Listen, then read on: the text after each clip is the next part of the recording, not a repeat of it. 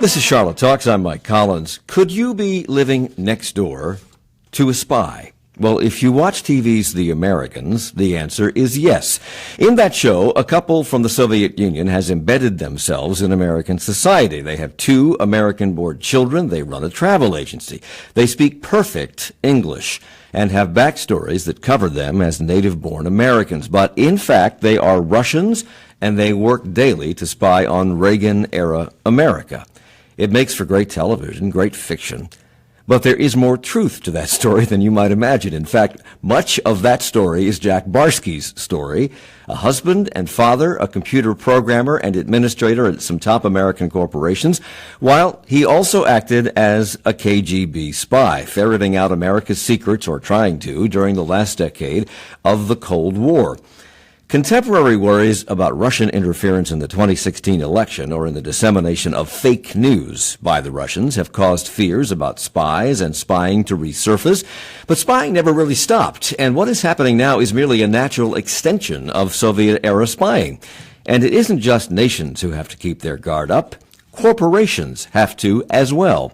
And that's the message Jack Barsky is spreading. He says HR departments are the first line of defense in protecting their organizations by vetting prospective employees. He'll be speaking about that today at a noon to 5 forum on human resources in the energy sector at UNC Charlotte's EPIC building. We have information about that on our website at WFAE.org. Jack Barsky has written about his life as a spy in his book Deep Undercover, My Secret Life and Tangled Allegiances as a KGB Spy in America, and he joins us now for the hour. Welcome to Charlotte. Welcome to the program. Thank you. I'm glad to be here. Listeners can join us, too, through email at charlottetalks@wfae.org. Reach us through Facebook or on Twitter at Charlotte Talks, and you can see us this morning on Facebook Live at WFAE. I just mentioned this TV show, The Americans, on FX. You've been an extra on that show, I understand. Yes, episode 510, where I'm just standing at an exit of a dry cleaners, and I put on my most accomplished spy look when this is an actress is coming out of there. She's carrying some clothes, and I look after her like that. And then after 15 seconds, I just walk after her, follow her, and unfortunately, that's all the action I got. I actually saw that episode before, just like 2 days ago, because I'm way backed up. But I remember that scene, but I didn't remember you. So you blended into the background. I wasn't memorable. It's probably because of the green pants they put on me. They're very authentic in that show, and there's nothing that doesn't fit. Right. The cars that they parked in the streets, the clothes that they put on everybody, and if you had your cell phone sticking out, the producer came and said, "Put that away." Right. So I had these ugly clothes on. He says, "This is what we were wearing in the 80s." It's amazing, isn't it? I guess we did. But I was going to compliment you on just blending into the background, which is what a good spy should do. Yes, sir. The premise of that show sounds very much like your life. Is it based on you in any way? It's not, but when my interview with 60 Minutes came out, the producers went nuts. They were ecstatic because here was proof of what they concocted actually happened in reality. So they reached out to me. So, I went to visit them a couple of times, right. And then we did this extra thing because it was just delicious to do for both of us, right? You were an East German citizen recruited by the KGB to spy in America, and you were embedded here during the Cold War, the last decade of the Cold War, and we'll get all the particulars of that in a moment. But when you were spying for the KGB, how many others were there like you, embedded in America, raising families, holding jobs, working their way up corporate ladders to try to reach influencers in American policy? I don't have direct knowledge because this kind of information was kept away from me. I was kept in complete isolation. However, there's some pretty conclusive proof that there were at the most maybe 5 of us. The fellow who was responsible for the FBI eventually catching up with me, his name is Vasily Mitrokin, who was an archivist at the KGB who hand copied lots and lots of stuff over many years, and then smuggled it out and handed it over to MI5, the British intelligence service. And amongst those handwritten notes, there was my name, as well as some indication that this was a planned wave of illegals, sort of the third wave, according to what he actually wrote in a book. And there were about 5 of us trained. This is not a surprise. I had 5 years of training. So is this same kind of program still going on today? I know you have no direct knowledge, probably, but would you assume that, given that Vladimir Putin used to lead the KGB, that the same kind of program is going on today? You don't have to assume. There's proof. I mean, in 2010, I don't know if you remember that, there were 5 couples that were caught by the FBI and eventually exchanged, and they were illegals. Now, not in the same way I was, in that they were brought in sort of the traditional way. You know, I was brought in, and I pretended to have been born here. They came in through other countries, and they had foreign accents, but they had a backstory that didn't go back to the Soviet Union, and they were embedded in an American society. I think they all were citizens at the time, and they were employees of the KGB. Yeah. The FSB, the successor of the KGB. This has been going on, and I wouldn't be surprised if there aren't some folks like that in this country today. Do we do it too? Do we do it? I think the CIA would like to, but it would be very hard to convince somebody to give up a good life in the United States to go to Russia and blend in with discomfort. How do we know you're not still a spy? You don't. You absolutely don't. Except you don't. But I did pass a couple of lie detector tests with the FBI. Well, why aren't you in jail or dead? Why in other words, why didn't the Americans put you in jail when they discovered you, and why didn't the KGB just end you when they discovered that you weren't going to come home? 2 questions. Okay, all right. 2 questions, 2 answers. I'm not in jail because the American government, the FBI, and the entire American government figured I'd be more valuable out of jail and cooperating. Okay. That's the answer that the FBI will give you, and I've heard that answer. So this is not a direct answer for me. I had nothing to do with it. That wasn't my decision. Okay. I was glad it was made. The answer to the question why I'm not dead is one word: God.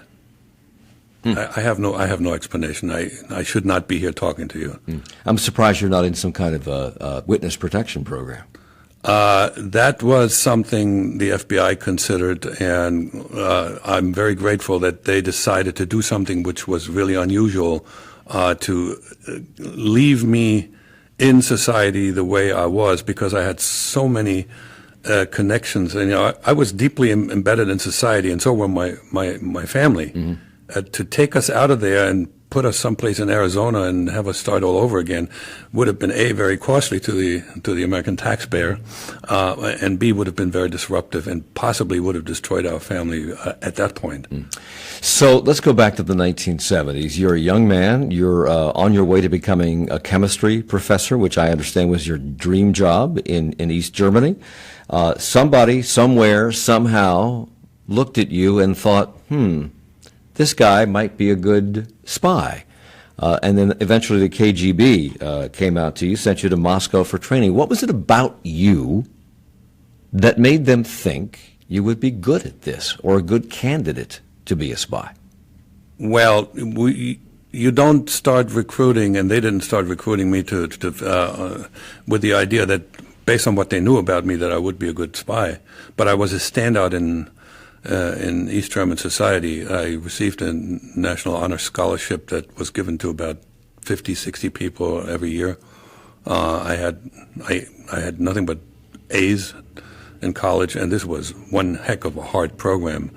And I was active in the party and in the Communist Youth Movement, so I was a perfect candidate for security services to look at. So this guy comes to your dorm room and interviews you or has a conversation with you. How did he identify himself? Well, he started out with a stupid lie because it was so stupid. This guy was incompetent, fundamentally incompetent, and he was. I don't know if he was KGB or Stasi, East German intelligence, but in hindsight, I think he was probably one of the unofficial KGB representatives in East Germany. He was German. And he introduced himself as some member of a local optics company, very famous, called Zeiss, still known as a brand. And that was in the town where I studied. That had about 20,000 employees. And he said he wanted to talk with me about my career plans after I graduated from college. And the reason I'm saying that it was really stupid, and there's no better word. In those days, companies didn't recruit. When you graduated from college, you were placed by the college, the party, the whatever, but by the central organization that would tell you, you go here, you go there.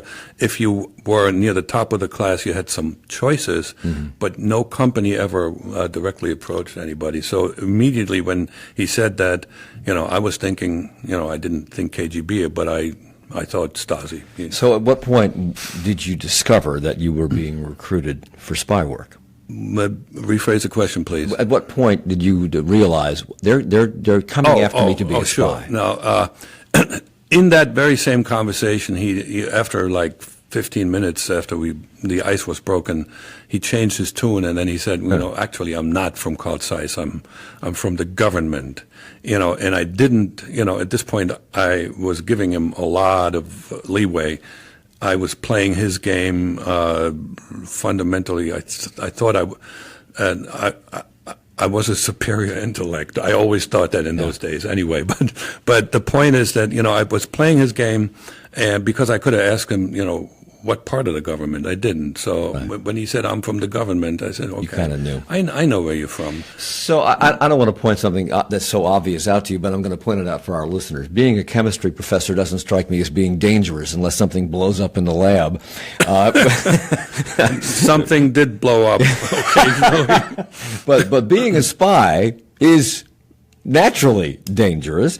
Did it occur to you that when you agreed to take this on, or maybe you didn't have a choice, that this could be a life-altering, life-ending, life-changing, certainly, experience for you?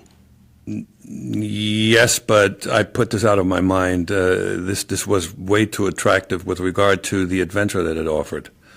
And, I don't know why that is, but I've always been extremely optimistic, and I have always, like, if there's any problem in my life, I know it's going to go away. Huh. And I told Matt this morning, when you start thinking about situations that have some risk attached to them, you just don't want to execute on this stuff. Right, so I didn't think about it. I put this out of my mind. Yeah, sure. I might go to jail. Big deal. They're going to get me out. There's in my line of work as an undercover agent, there wasn't any physical danger. I didn't get weapons training or anything like that. So it's not like the Americans. Okay. It was just more the intellectual kind of spying. So that danger wasn't there. But clearly, I was aware that I could go to jail. Did you know you'd be assigned to the United States when? That did not happen until it was discovered that I had some ability to learn English. We'll talk about the training and learning English and the fact that you speak perfect English in just a moment when we come back at Charlotte Talks on WFAE. Support for Charlotte Talks comes from WFAE members and Duke Energy, investing in technology designed to modernize the Carolinas energy grid over the next 10 years. More at duke-energy.com/future. And Hefner Financial of Charlotte. Jim Hefner is an independent fiduciary financial planner whose team specializes in retirement solutions and tax strategies. Information at you'lljustknow.com. Well, today's special elections in South Carolina's 5th Congressional District and Georgia's 6th have been viewed as bellwethers for the Trump presidency.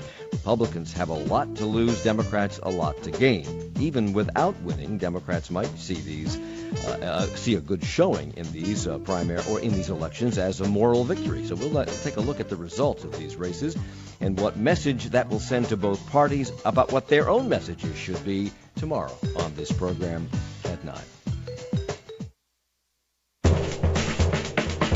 I'm Jane Clayson. Coming up on the next On Point, Alexa, I want to order a pound of kale. We'll unpack Amazon's purchase of Whole Foods and the future of retail. That's coming up on the next On Point from NPR. Join On Point coming up at 10, right after Charlotte Talks. Here on Listener Funded, 90.7 WFAE, Charlotte's NPR news source.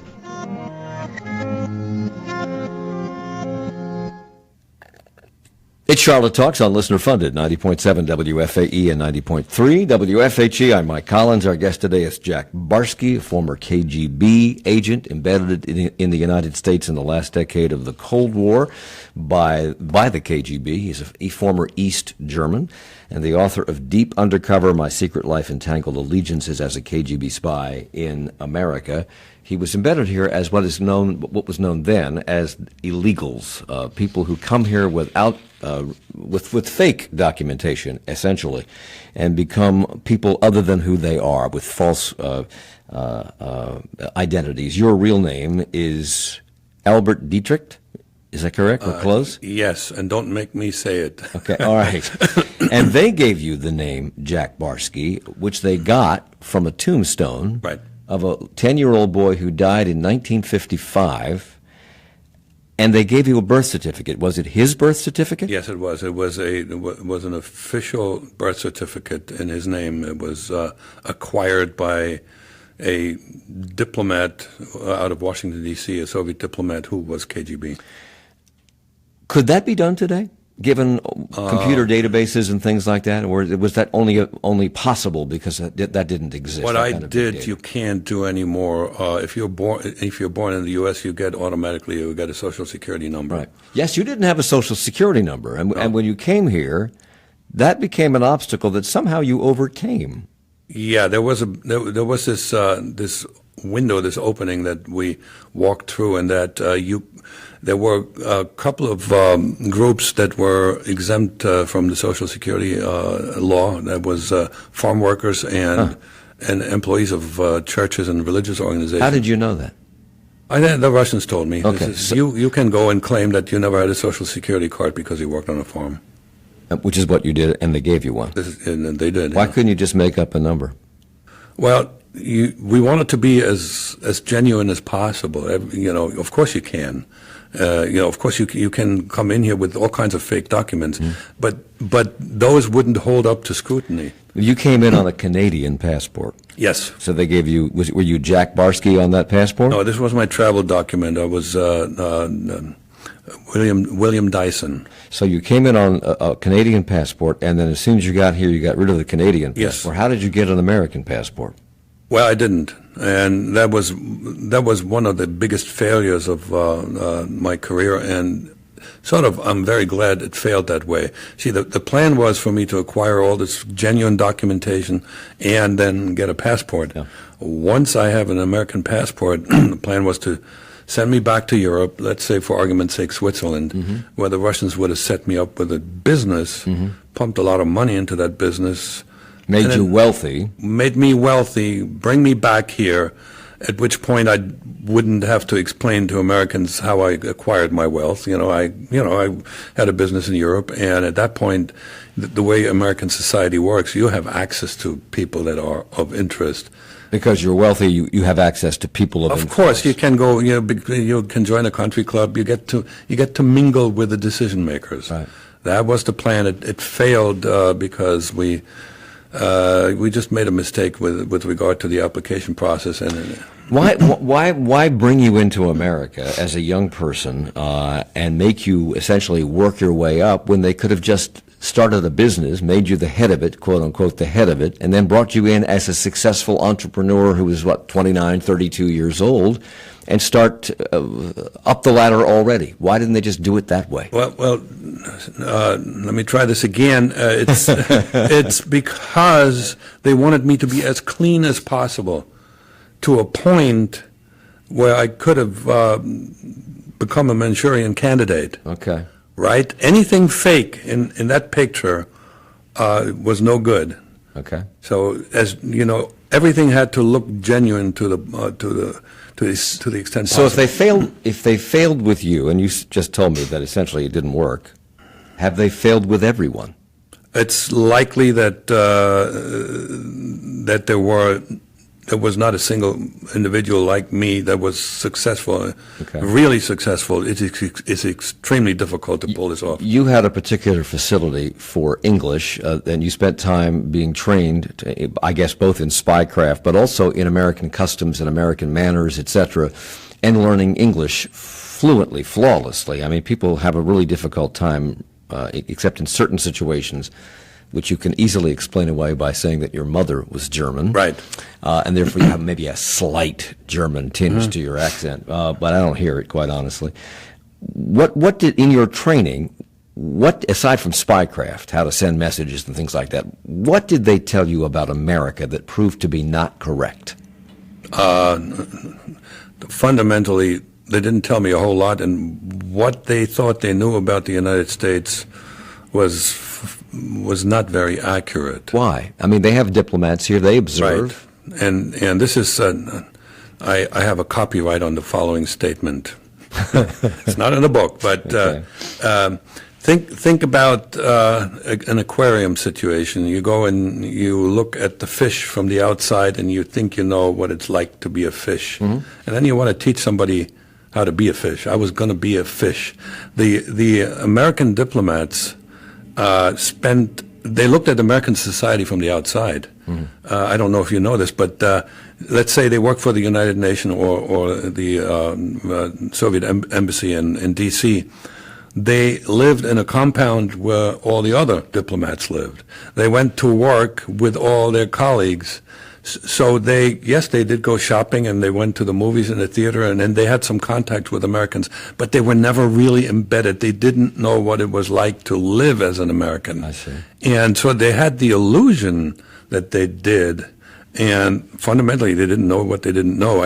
There's one of the most bizarre examples was one of my handlers once cautioned me. He said, "You got to stay away from the Jews," and they sent me to New York. Your ultimate goal, as you write, I believe, was not only to get close to influential people, but you were supposed to get close to national security advisors, Zbigniew Brzezinski, in order to spy on him.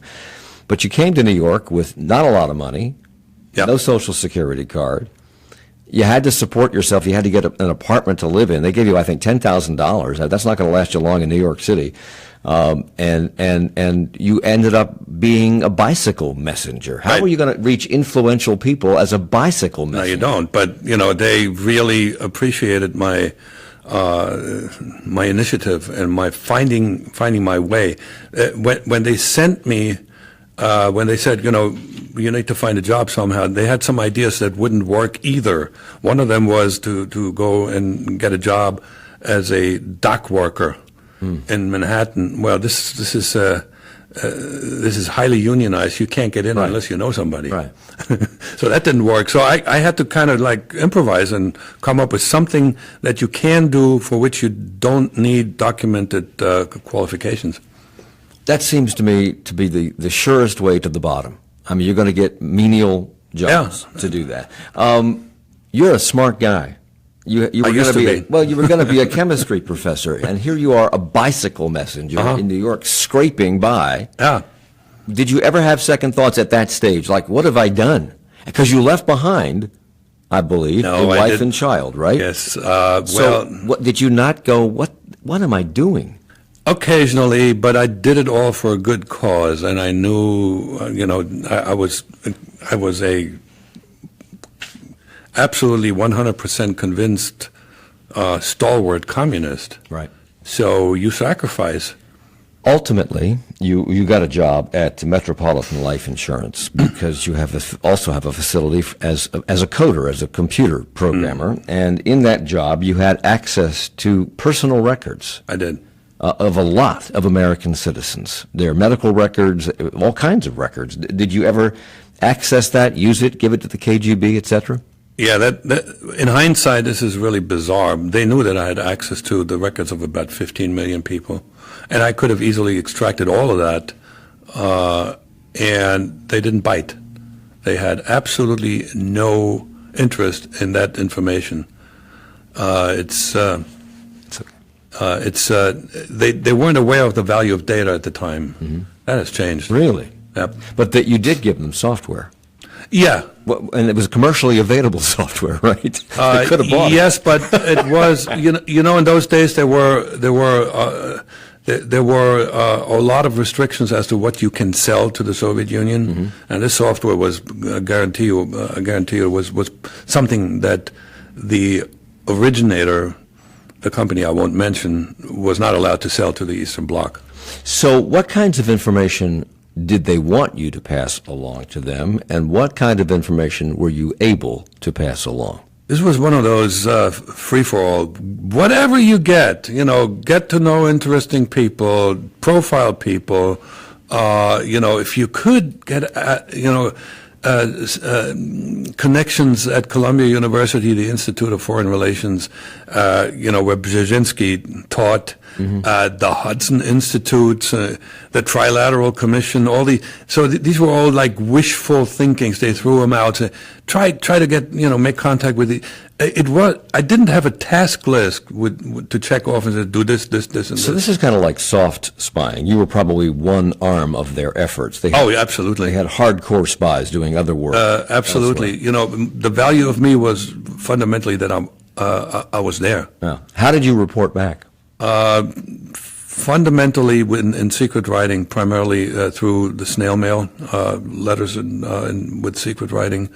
That means secret writing. Secret writing is, you write a letter and with an open text, and then there's a method by which you use something like a contact paper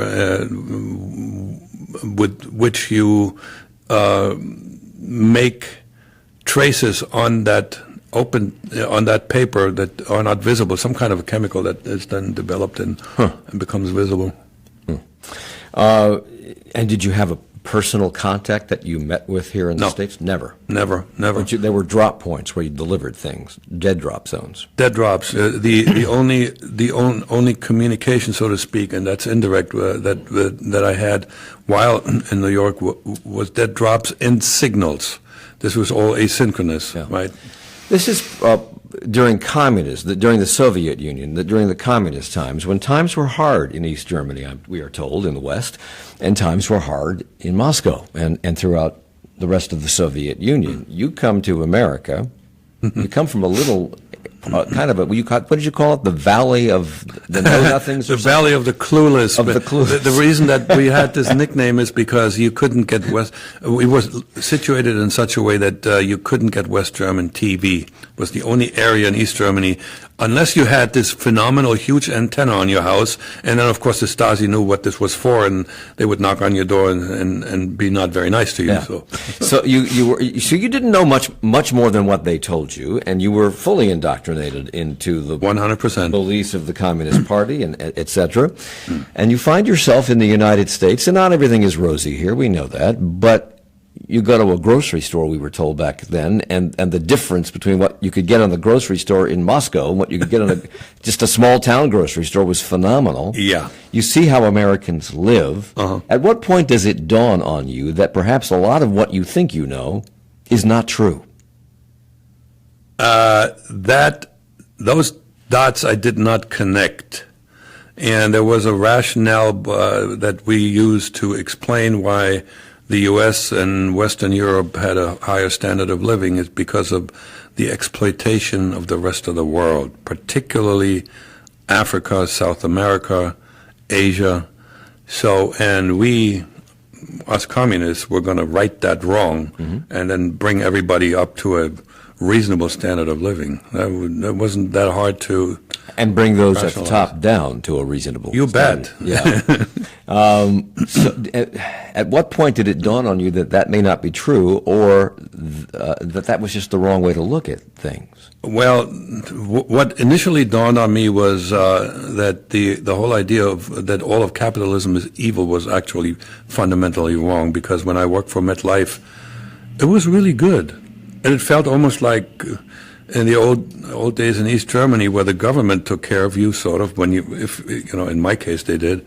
And here I was in this paternalistic type company, mutual insurance company, and they took care of you. They gave you free lunch. They gave you good work. The colleagues were nice. The bosses were nice. So it felt really good. And so the whole idea of all of capitalism is evil, sort of, I had to discard that. Mm-hmm. And I started slowly moving away from the extreme communism, which, by the way, also happened to others, to KGB colleagues who volunteered to me that they would be more comfortable with a left-wing type socialism, something that we are Other than communism. Yes, socialism, sort of like a convergence between capitalism and communism. You also, because you work for Metropolitan Life, I'm sure you were earning a decent amount of money. You built a life here. You have a home. You ultimately got married. For a while, you were living as a bigamist. You had two families that didn't know about Thanks for each other. pointing that out. Well, I'm just, you pointed out in your book. I'm just bringing it to light. But you had these two families. Was there a plan? Did they tell you at some point, we will extract you from the United States and bring you back home? Was that going to be the plan? And if that was going to be the plan, what did you plan to do with these two families? Well, this is like the can you kick down the proverbial can that you kick down the road. This was a decision I didn't have to make. The extraction, the bringing me back, was sort of open-ended. There was always this idea, like maybe 10 years, but it wasn't quite clear. By the time they thought that my cover was about to be blown and they called me back as an emergency withdrawal, the 10 years were already up. So, but at that point, that road, there was a dead end at the end, so that you couldn't kick that can anymore. And then I had to make that decision. We're focused on Russia today because of Vladimir Putin and also because of the influence that he may or he tried to exert on the 2016 presidential election, or the hacking of emails at the Democratic National Committee and elsewhere, and also possible, unproved as yet, collusion between members of the Trump campaign and Russia. This sounds a lot more sophisticated than what you were asked to do in the 1970s. Is it? Maybe it isn't. Maybe it isn't. Nowadays, well, first of all, we call it fake news now. In the old days, it was called disinformation. Okay. The KGB has had a long track record of planting disinformation in the West. I'll give you one wonderful example, and that's for quite some time, and maybe even today, there are some people who believe that J. Edgar Hoover, the old head of FBI, was a secret cross-dresser and wandered around in his apartment in his privacy with a dress on. That was planted by the KGB in a French newspaper that eventually seeped into American public knowledge. So this has always happened. Let me stop because we have to go to a break. We'll come back Yes, sir. more and talk about disinformation and more in a moment with Jack Barsky at Charlotte Talks on WFAE. Support for Charlotte Talks comes from WFAE members and Corkscrew Wine Shop and Bar located at Birkdale Village in Lake Norman, offering wines from around the world, live local music, and craft beer on tap. Relax, uncork, unwind. The Corkscrew, details at thescrewcrew.com. And Bojangles, featuring the 32-ounce iced tea for summer, freshly steeped and available all day, every day at area Bojangles. Amazon's purchase of Whole Foods and the future of retail. Well, Amazon shook the earth last week with a $13.7 billion move to buy Whole Foods. It would give the online juggernaut an immediate real estate footprint, over 400 physical stores. Will also expand the company's foothold in the food business. So what impact will the purchase have on the retail food industry? They'll be taking a look at that in 20 minutes at 10 o'clock during On Point with guest host Jane Clayson. And we will return with our conversation in just a moment. Stay with us. All Things Considered on WFAE puts you in touch with people and their stories. Somewhat to the surprise of his mother that he's brought home a black schoolmate. Yes, and I feel like Sidney Poitier. Guess who's coming to dinner? It really was one of those surreal moments where you don't know whether you're going to be uninvited. And his mother comes out with 2 pot pies and we sit There's there. more to every story. Listen weekday afternoons from 4 to 6:30 for All Things Considered from NPR News and 90.7 WFAE. It's Charlotte Talks on WFAE and WFHE. I'm Mike Collins. Our guest today is Jack Barsky. He's in Charlotte to speak at a forum on human resources in the energy sector today, sponsored by the Charlotte Area Society for Human Resource Management and E4 Carolinas, which is a trade association for the energy sector. And that's from noon to 5 at UNC Charlotte's Epic building. And I'm told that registration is still available for that. You can find more information on it at our website at WFAE.org. I'm going to go back to something you just talked about, J. Edgar Hoover, and this allegation that's been out there since I can remember that he was a cross-dresser in his private life. He's the former FBI director, and you just told me that that was a story planted in a French newspaper by the KGB. How do you know that? The source is, again, Vasily Mitrokhin.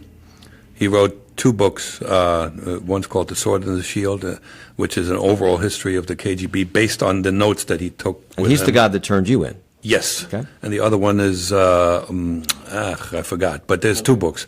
Anyway, that is as good a source as you will ever get. So, given what we think, what all of our intelligence agencies says did in fact go on with Russian interference or attempt to interfere in our elections and a possible collusion with one campaign or another, that sounds more sophisticated than what you went through.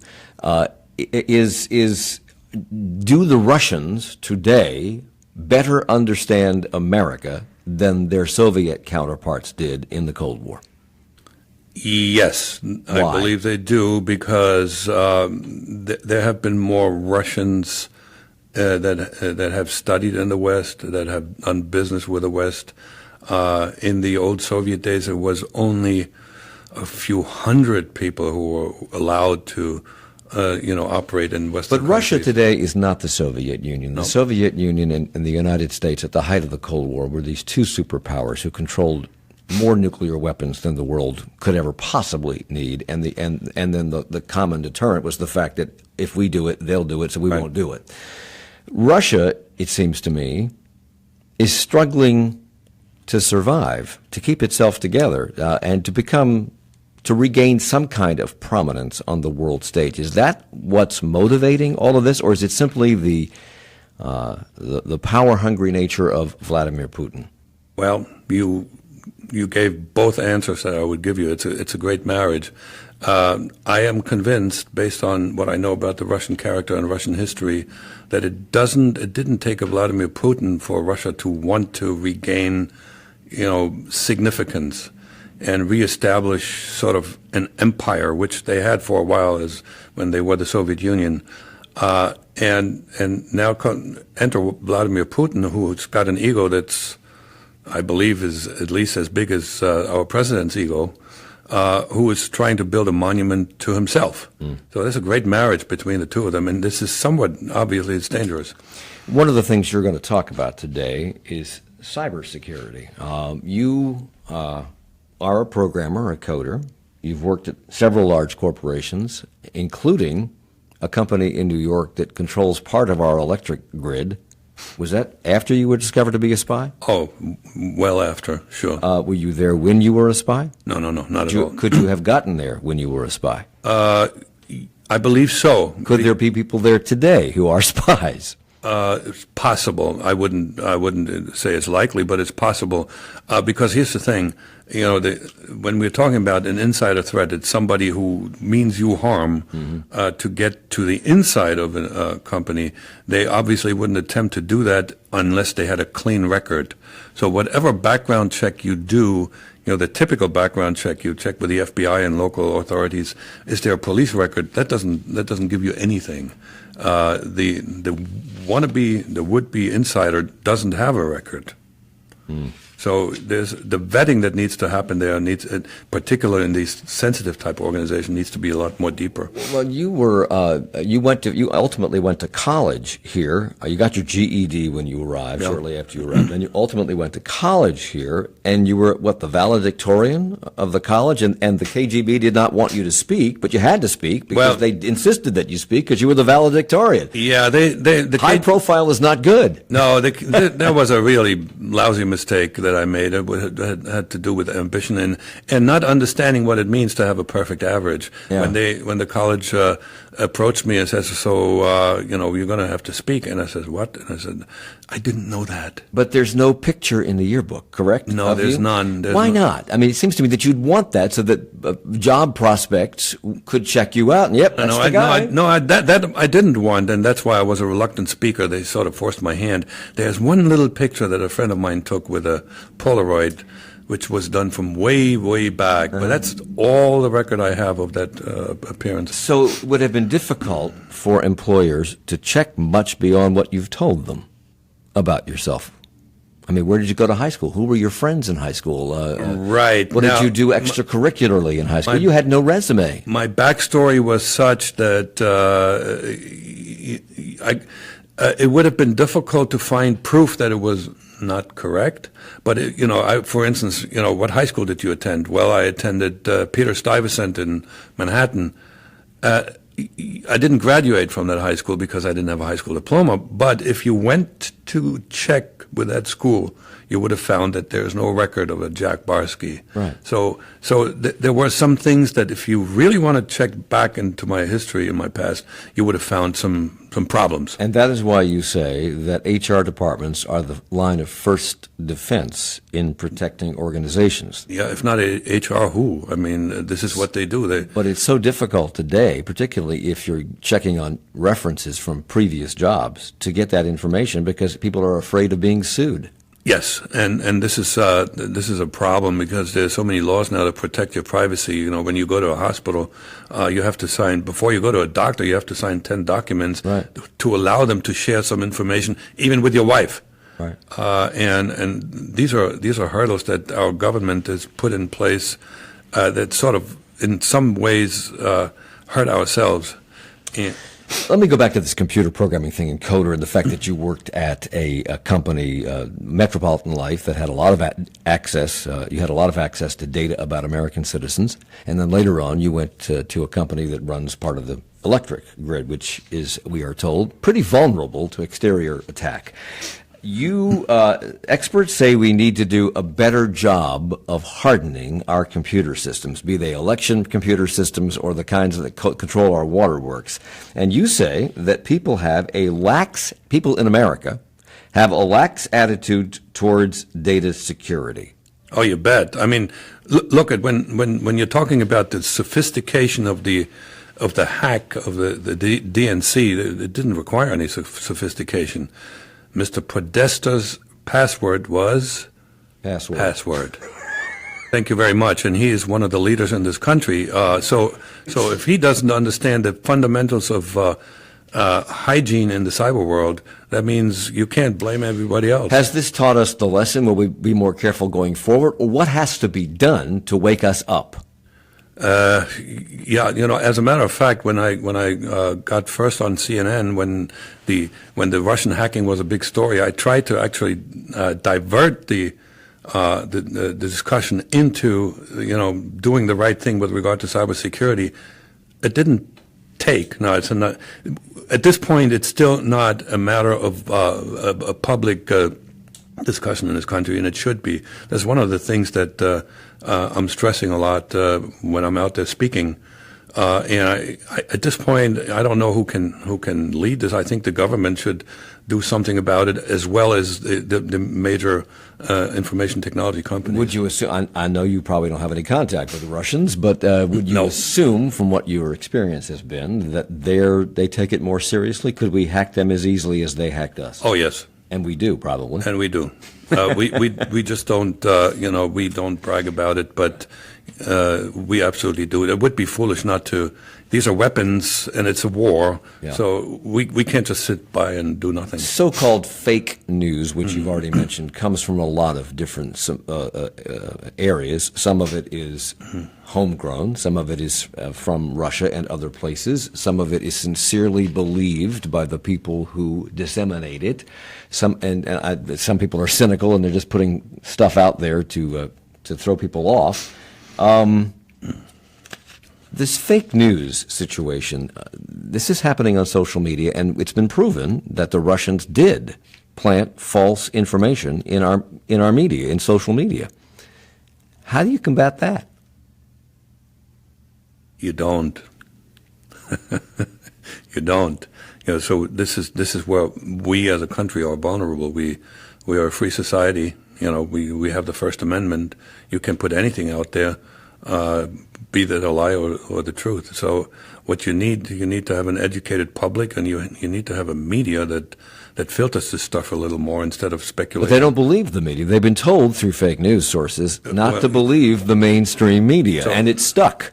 So what we now have is the place in Alice in Wonderland, is it, where you don't know what's true anymore, the Hall of Mirrors. Right. It's scary. I don't know what to do about it. And some of this is being perpetrated because of the rabid partisanship in this country. Exactly, and I don't know right. which came first, the chicken or the egg here, whether we became rabidly partisan because of the lies we're being told by one side about the other, or whether we're just rabidly partisan and that makes lies come out, or we distort the truth for our own political purposes. But you say that partisan politics, with all the allegations and speculation about Trump's campaign ties to Russia, benefit one person the most. Vladimir Putin. Vladimir Putin. How so? There's no doubt about it, because never mind, I don't think he has the illusion that he could actively tip an election this way or another, or one way or another. You try, but the most important thing that they want to do is just like destabilize democracies, make them like look at themselves, fight with themselves, take the focus away from who is the real adversary, which is Russia. Wouldn't it be easier for them to become a player as opposed to a player among us as opposed to a player against us? But their values, if you call them that, are diametrically opposed to us. We can't play. What are their values? Their values are, it's all about me. There's no freedom. There's I grab as much power as I can and I rule the rest of the world. That's not the way we. There are mechanisms in place in a democracy in this country that prevent this ultimately from happening. Mm-hmm. That doesn't mean that people don't try, but we have a constitution that sort of was set up in understanding the frailty and of human nature, really, so that dictators can't easily appear on the scene in a place like this. When you look back on where you came from in terms of your philosophy, because you were a dyed-in-the-wool communist in East Germany at a young age, and to what you just said, what do you think? How did that transition happen? How have you done a 360 or 180? That was a slow process, and it started, when I resigned from the KGB, I withdrew sort of emotionally from the world scene, for what it's worth. But I didn't want to play on that stage anymore.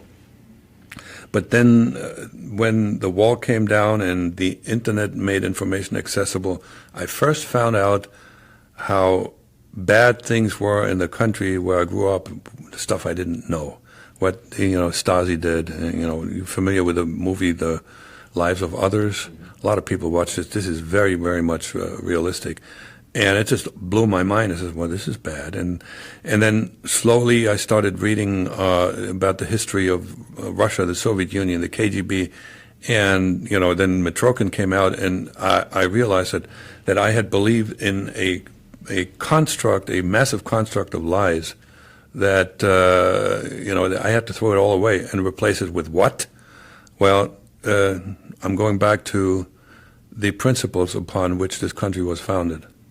And this is what I believe in now, today. And they were able to do that to you and to millions of other Yes. people through information control Absolutely. and the Yes. lack of a free press. That's correct. So when you hear attacks on American media today as being the enemies of the people, what do you think? Well, in isolation, that statement should not be left to stand. On the other hand, what we have today in the media is, whether that be left or right, media are not reporting news anymore. They are agenda-driven. So therefore now... All of them? I don't think so. But a lot. I've been on CNN, MSNBC, and Fox, and it so happened that with every one of them, the anchor person tried me to agree with certain positions that they took, and I managed to, politely disagree. Well, it's fine, but if they tried to get you to agree, maybe, Okay, sure. maybe you did agree that they were just trying to pull that information out of you. Right. It's just, as media, you also have a social responsibility, and not, what I don't like is the speculation that's heaped on top of speculation, and there's no data underneath. Well, that's ratings-driven, which There you go. translates to the bottom line, which Yep. goes to capitalism. Yes. So are you going to rethink capitalism now? Yes, and this you caught me in this is a catch-22 situation. Absolutely right, and I don't have an answer. Maybe I'll come back to you when I find one. All right. Jack Barsky, former KGB agent, he's the author of a book about his life as an agent, Deep Undercover, My Secret Life and Tangled Allegiances as a KGB Spy in America. You might have seen him on 60 Minutes with Steve Kroft. Thank you for the hour. You're welcome.